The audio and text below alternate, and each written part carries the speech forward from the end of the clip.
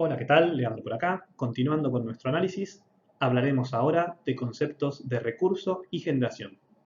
Retomando lo visto previamente con respecto a recurso solar, siempre debemos saber que en términos generales tendremos a disposición de 1500 a 1800 kWh por metro cuadrado año o un promedio anual de 4 kWh por metro cuadrado día o, dicho de otro modo, 4 horas solares pico. En función de nuestro diseño de instalación, lo que buscaremos será minimizar la cantidad siempre de sombras sobre la misma y también buscaremos que el recurso solar sobre el plano de captación sea el que más se adecue a nuestros intereses.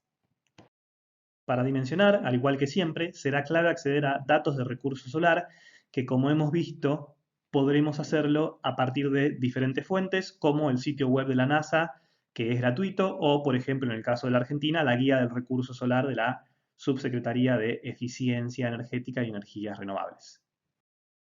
En base a los datos obtenidos a partir de estas fuentes y por sobre todo el objetivo de la instalación, podremos tomar decisiones sobre la orientación y la inclinación. En el caso de la orientación, el norte puro siempre es la mejor opción en cuanto a generación. Sin embargo, por estética o facilidad de montaje, siempre existirá la opción de instalación coplanar. Y en cuanto a la inclinación, podríamos buscar la generación máxima anual o su máximo en invierno o su máximo en verano, o simplemente aceptar el recurso disponible de una instalación coplanar y dimensionar cantidad de paneles en consecuencia. En concreto, en base a una típica variación de recurso solar y las aplicaciones más comunes de los sistemas fotovoltaicos, en el caso de un sistema on-grid buscaremos generar tanta energía como podamos, con lo cual la mejor inclinación será la que maximice el recurso anual.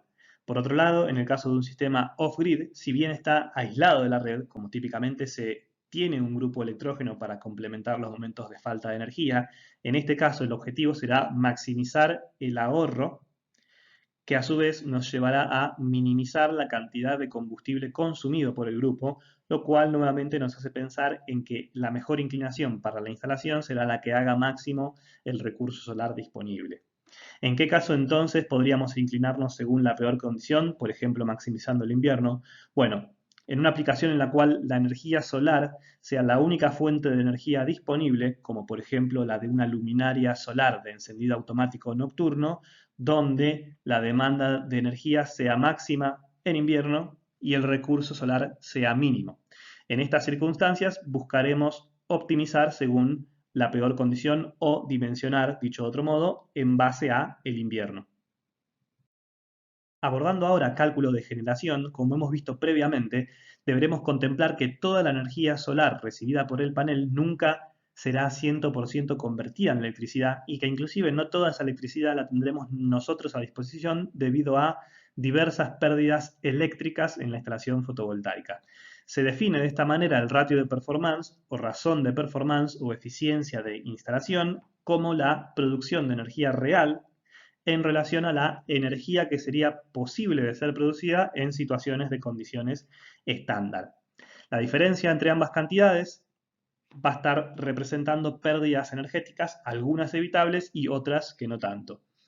Encontraremos las llamadas pérdidas fotovoltaicas relacionadas con la reflexión de luz solar en los paneles, el sombreado y el ensuciamiento. Encontraremos también las pérdidas fotovoltaicas ocurrentes en condiciones de baja irradiancia, alta temperatura o por diferente comportamiento de tensión y corriente de los diferentes paneles de una instalación, lo que se conoce bajo el nombre de mismatching y que significa mal emparejamiento. Esto es un claro ejemplo de un panel roto de repente. Y por último, también encontraremos pérdidas en el sistema en sí, debido a pérdidas en el cableado, pérdidas en la etapa de conversión de energía, pérdidas en el regulador, batería, inversor, etcétera, etcétera. Como hemos mencionado previamente, un típico ratio de performance o eficiencia de instalación para un sistema off-grid es del 70% y en el caso de un sistema on-grid del 80%. Adicionalmente, como podemos observar en la gráfica de la derecha, el factor que más pérdidas causa es la caída de producción de potencia por el aumento de la temperatura en los paneles, que en sí no es un factor muy evitable. El resto de los componentes, por ejemplo, el cableado puede tener un 5% de pérdidas, en el caso de el regulador, el inversor y las baterías, otro 5 o 10% y así sucesivamente. Con todo esto podríamos calcular la generación como la potencia pico de la instalación por la cantidad de horas solares pico por día, la cantidad de días al mes y el radio de performance. Tomando como base de cálculo un kilowatt pico de potencia instalada, un recurso de 4 horas solares pico por día y 30 días al menos, obtenemos una generación mensual de unos 100 kilowatts hora aproximadamente.